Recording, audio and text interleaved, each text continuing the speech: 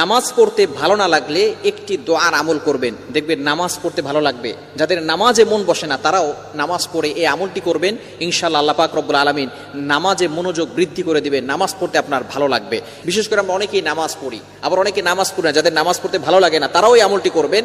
এবং বিশেষ করে যারা নামাজ পড়েন কিন্তু নামাজে মন বসে না, যখনই আপনি নামাজে দাঁড়ান সাথে সাথে আপনার মনটা নামাজের বাহিরে চলে যায়। এরকম হয় কি হয় না?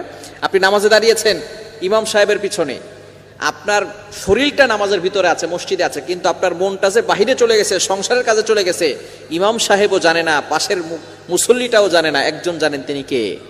আল্লাহ ইজ ওয়াচিং মি। আল্লাহ আপনাকে দেখছেন, আল্লাহ আপনাকে অবজার্ভ করছেন। এই জন্য অবশ্যই আপনাকে চিন্তা করতে হবে, বেশি বেশি করে আল্লাহর কাছে দোয়া করা। খুবই চমৎকার একটি দোয়া নবীজি সাল্লাল্লাহু আলাইহি সাল্লাম শিক্ষা দিয়েছেন।